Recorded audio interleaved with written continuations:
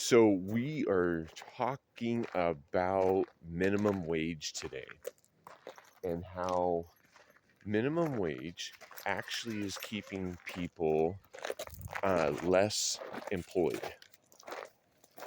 And hold on, don't think, please don't think that I don't think that people should be valued for their time and energy and input, right? But there are a lot of people who right now could be providing for themselves, and it would help them to hold a higher level of dignity, and in that higher level of dignity and um, in doing things that are actually fun. I mean, because I don't think a job should be something that keeps you just over broke. I don't think a job should be um, actually, hey, let's here. Can we switch this while we're doing it? There. That's way more interesting to look at, right? Um, a job. A job shouldn't keep you just over broke. I'm big on acronyms. There's a lot of acronyms in the world that I think we're not really recognizing here. Oh, do you like my team trail mater? My dad and I took a trip. He showed up on my birthday, and we took a road trip. We had never really ever done that before. And we went down to Moab, Utah, and I bought this shirt. And luckily, the shirt was only $20, so it only took me a couple hours of minimum wage to earn it, right? So minimum wage and a job. What if your job was creating trellises out of recycled materials, right? And what if your job was taking rocks that you found and stack them up and build little areas that if people spend some time watering and planting, could really grow a nice garden. What if your job was just walking this guy around and playing with him all day? I mean, would you require $20 an hour to hang out with a dog? You know, and people say, well, but it's so expensive to live, right? It is so expensive to live that I have to make $48 an hour so I can drive the new car and I can have the big house and I can be busy, busy, busy, busy, busy all the time, right?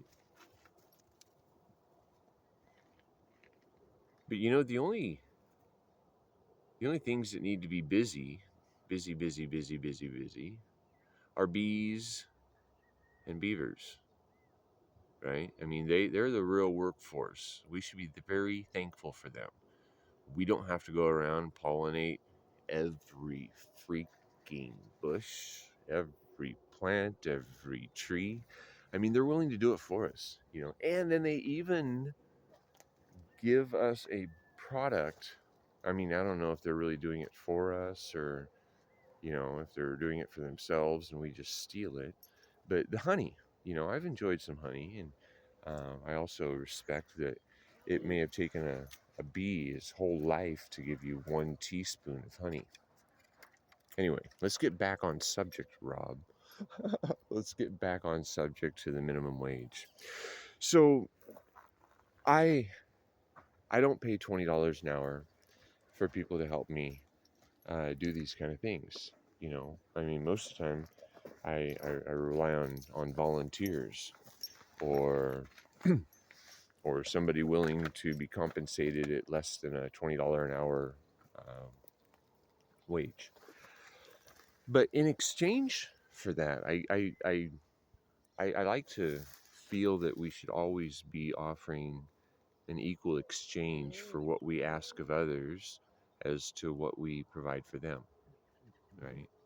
And sometimes it doesn't work out in directly. It doesn't happen right now that somebody is whining and he wants to go walk around. So we're going to walk around instead of look at the view. But when we exchange our energy with people, we should be offering something cool in return. It should be a mutually beneficial exchange of energy. And what I am able to offer is awareness of another way. And in this awareness of another way, it doesn't cost very much to live, right? It just does not have to cost you a lot of money to live. Because, like I'm gonna show you something here. And so like this whole big piece of property over here, this whole big piece over here, from down through this valley all the way to the bottom, all the way up through that valley over there, and all the way up over here to the road, and then down the road, that was all offered to me. That's 20 acres. And about 15 years ago, that was all offered to me for $26,000. And at the time, I just couldn't swing it, right? But I really wish I would have, because what I've done on my 16 acres is pretty cool, right? Because when I bought my property, it basically looked like that, right? Sagebrush and actually mine was mostly grasses, like this section here, because it had probably burned it before, right? And then I took it, and you can't see it all from here because we're on the bottom side, right? But I've built some pretty cool walls with recycled material, and although that bus isn't, I've got a house I've built now, but for just a few $1,000 you can get a bus, off a marketplace or Craigslist. And with a little bit of work and recycled materials, you can turn that bus into something you could live in, right? So, and if you're paying attention to YouTube and Pinterest and stuff like that, you can make them really nice. You can make them better than most apartments that you're renting for $1,500 a month, right? The thing is too here, we got to make sure that we're posting that it's private property, right? It needs to be private property, because then when you have a cable up across your driveway, no evil may enter legally, including the sheriff or code enforcers or all sorts of other tyrants, like tax assessors or anybody like that, right? So a minimum wage of, say, $15 an hour allows a person to just in a month or two make enough money that they can buy a bus, and they can buy a little bicycle or a motorcycle. And when your food is growing at the source for free instead of at the grocery store for a fee, you don't have to pay $500 a month to be able to feed yourself, right? And when And seeing in a big area, this is going to more resemble a forest. And when some friends and I come in through here and we work on a little area, it looks pretty cool again, right? Pretty tended to, like a tended forest. And when we plant trees, we're building the shade that allows everything to thrive. You know, currently, they're using what's called stratospheric aerosol injection to be able to shade us from the harmful effects of the sun, right? The sun. And so we get these lines in the sky. You see those? So when I was a kid, we didn't have those lines in the sky like that. You know, I mean, we would have what you call a condensation trail, but these are clouds that start off as a straight line and then they spread out. And if you pay attention, oh, hey, look right there. Right there. Speak of the devil, right? So anyway, that's a whole nother video. Let's talk about the other stuff. The other thing that could be being done is that we just plant trees, right? And if we just plant trees, that provides us the shade from the harmful effects of the sun, you know, it being really hot, because that's what the harmful effects are, is it's really hot. But I mean, we even have a solar plexus that we're covering up. So I mean, we're supposed to be out in the sun. It's just that if it gets too hot, we're supposed to have trees that we can go hide out underneath, or holes in the ground, because it's really, really cool in there. And if you dig a hole in the ground and then you make it nice and you put a little couch in there, and or a bed or a place to hang your hammock, and you maybe put a couple little portals with windows on it, so that way you have some natural light coming in. But when you have walls that are as thick as well, as thick as a cave, it's really easy to keep it warm or to keep it cool, you know, depending on your preference.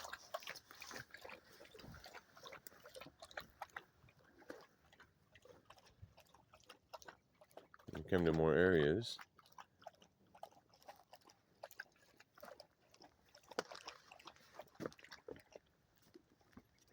that don't cost anything.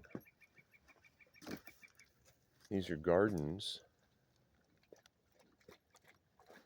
that are being built in a desert. And the foundation of it is managing the water. So you can see how there's grooves right here all the way through, you know, little aqueducts. So what happens is those are establishing the overflow water, and then we'll be taking the cardboard like here and piling it on these gardens and then covering them with mulch. So, and then we have the fish pond that I think my friend Mike sold me that for like $80 or $100. And it's a big tank. I mean, it probably holds 700 gallons, or, you know, 700 or 800 gallons at least. And so I've got a bunch of goldfish in there, you know, and so the goldfish, they poop, they poop, and then they get bigger, and they would rather have clean water than poopy water, right? And so what we do is we take 5-gallon buckets and we just scoop water out of here, and then we can take it to the different garden areas, right? And so we're getting trees started everywhere, because the trees are something that you need to have planted 20 years ago for them to be beneficial to you right now. But I plan on still being here in 20 years, so And I'd love to be able to hand these off to my grandchildren. So that out in the desert, we're having to drought harden things a little bit and do everything in a way that it works with the carrying a hose or watering everything by hand is really labor intensive. But that's where if you have a couple people willing to volunteer their time for space to exist, then you don't even have to buy your own property, right? So that's another way that we come into space where we don't have to be making $20 an hour to be able to exist. And what if you're the type of worker? What if, here's an apple tree. What if you're the type of person that's working for an employer that if a butterfly comes by, cue the butterfly, if a butterfly comes by and just the most beautiful butterfly you've ever seen, right? What if the butterfly comes by and you're like, oh my God, I'm gonna check that out, right? I wanna come and I wanna eat from the land and I wanna watch that butterfly. I mean, because right now, if you were being paid $20 an hour, your employer would say, get the hell back to work. What the hell are you doing picking berries and chasing butterflies? Right? What the hell are you doing?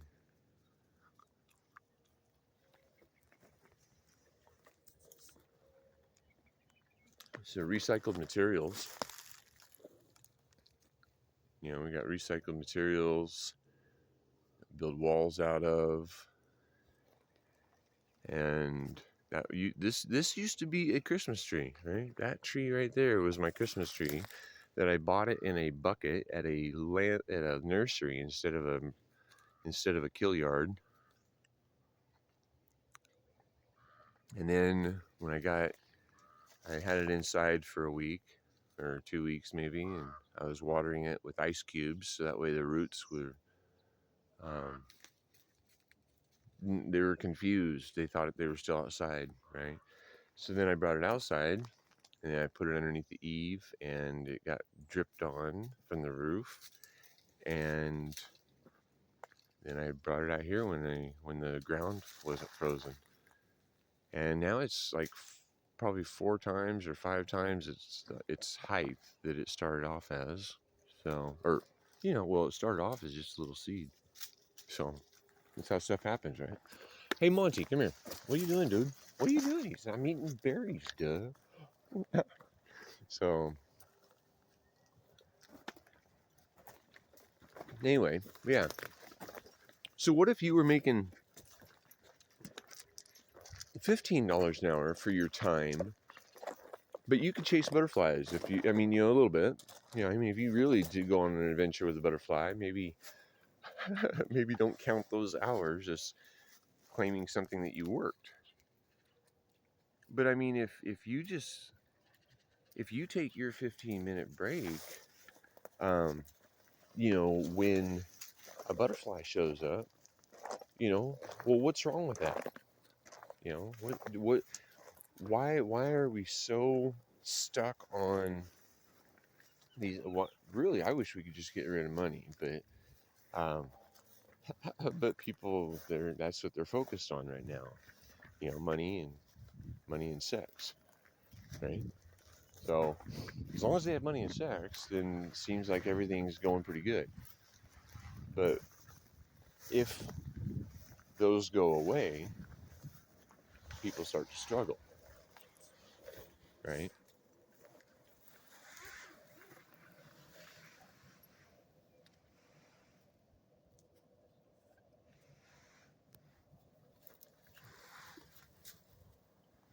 So what else do we need, right?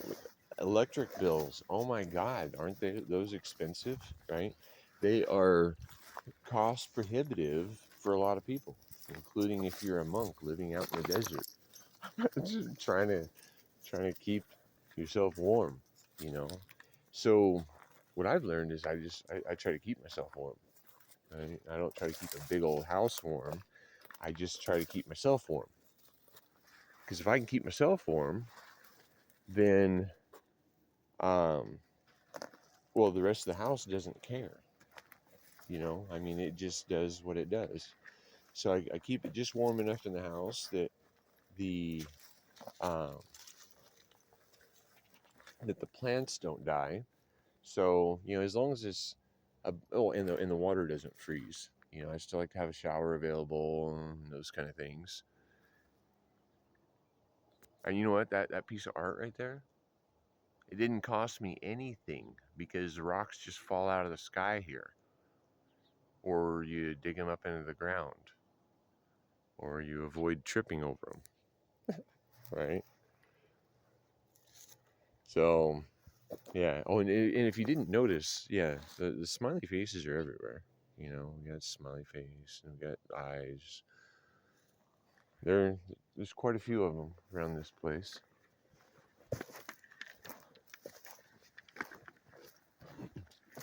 So, but yeah, so power, right? So how do we take care of power? I mean, we can either pay for power every month for the rest of our life, or we can learn how to live a life that doesn't involve being connected to the grid for everything, right? And so a lot of these things, can happen with a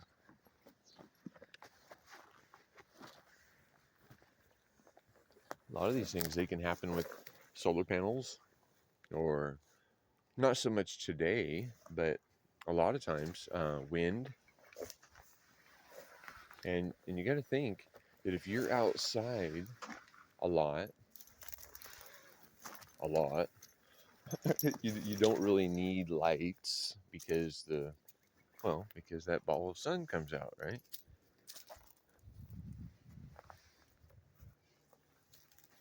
And this is another garden here that grows food. That's not a food tree. That's just a tree that is used to help build a forest. It starts to provide shade and mulch. But then once you get your desired trees that are going to produce you a more desirable resource, fruit, nuts, things like that, then you just break down those trees. And when there isn't full sun, they just go away. So,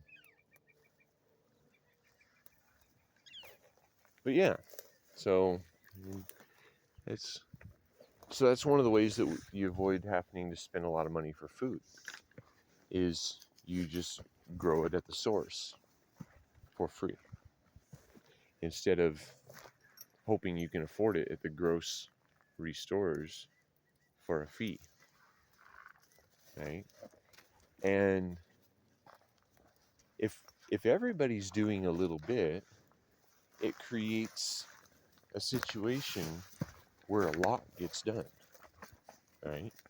I mean, because if everybody's doing a little bit to help, many hands make light work. It's like this is a composting section here. So, and there's people who buy compost, right? Because they don't have a place to build it build it themselves, and they live in an apartment or inside of a close proximity area where people might complain if there's a foul odor. But like out here, there can be foul odors. I mean, they don't really affect anybody unless you're right next to it. So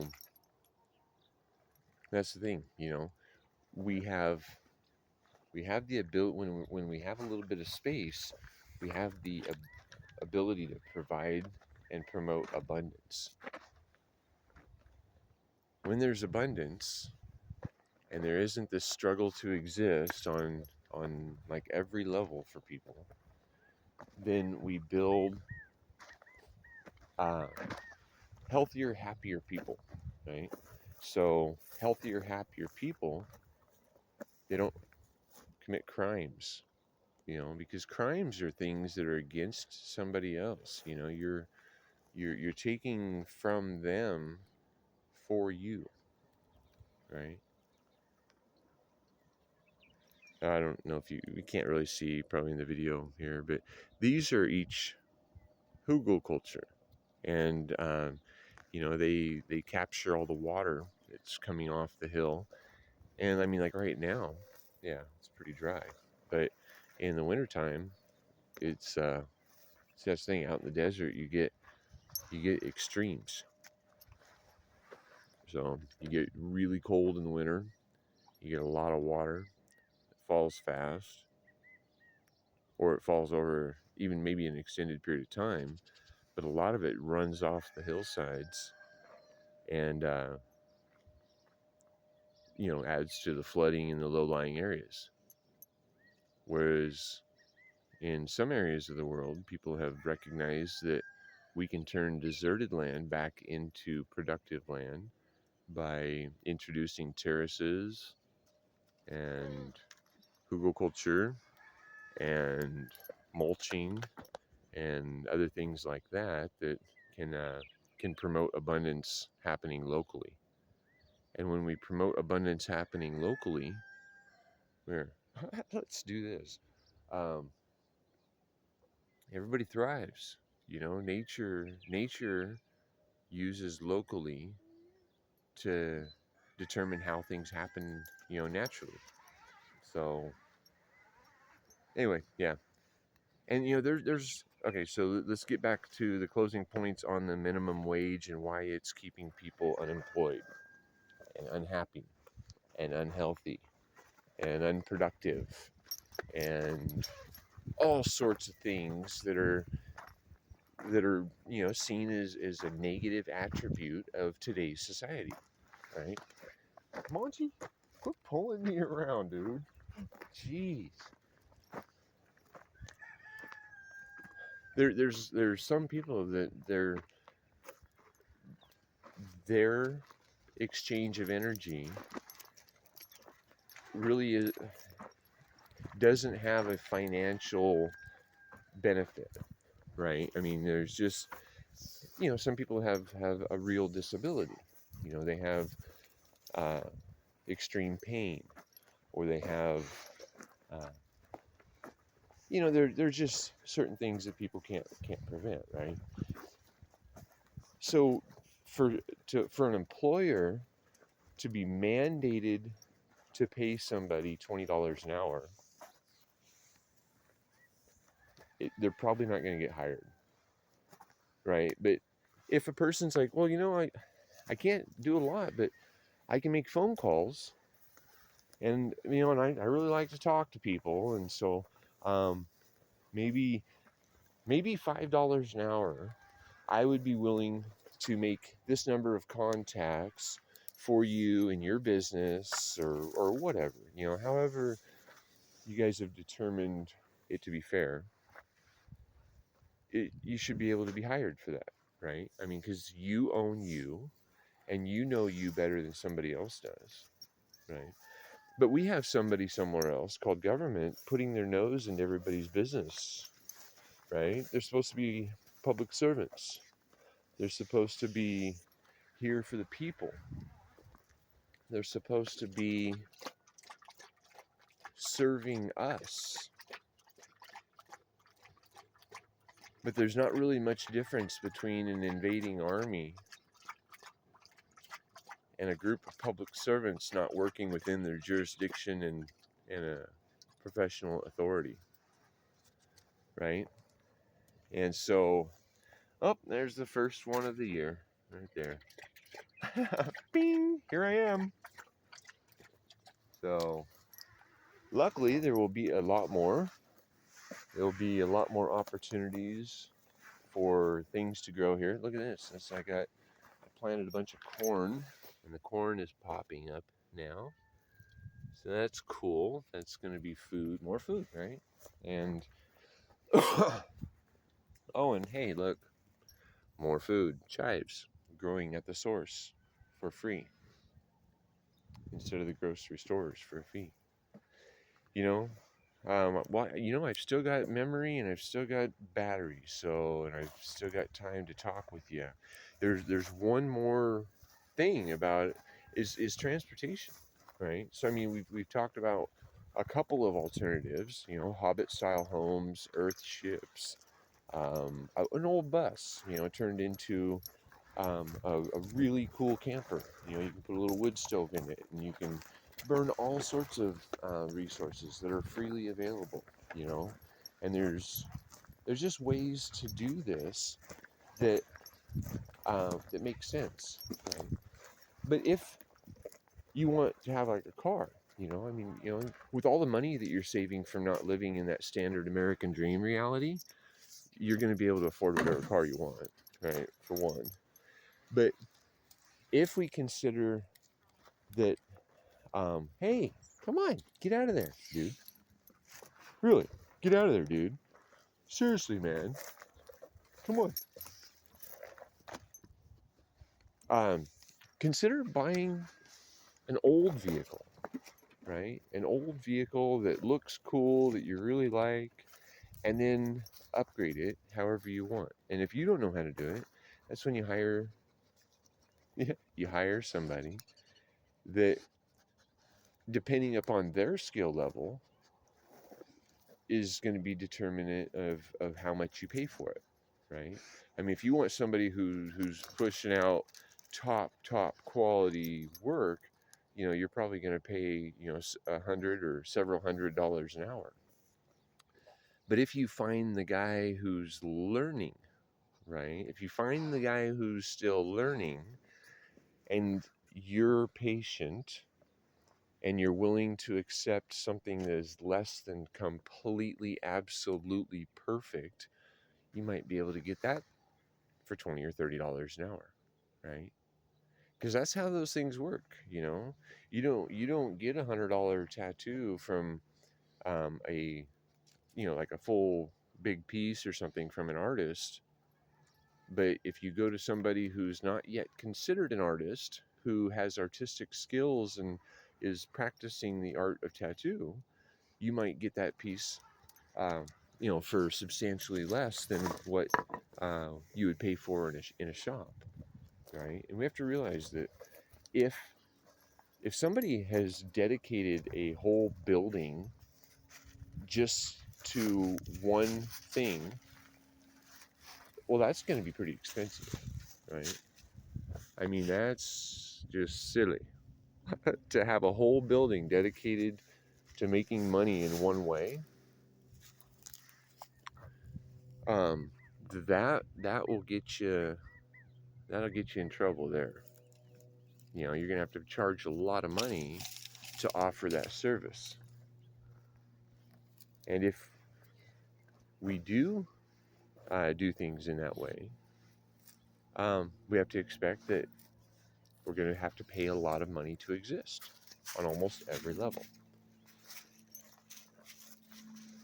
So, anyway, that's my financial advice for today. Is I think we should just work on voluntary cooperation with each other, and dependent upon the skill level and services that are provided, um, we should we should base our pay and exchange rates on that versus what somebody somewhere else says. Thanks for watching. If you like what I'm talking about, you can subscribe right over here, or you can watch the next right here.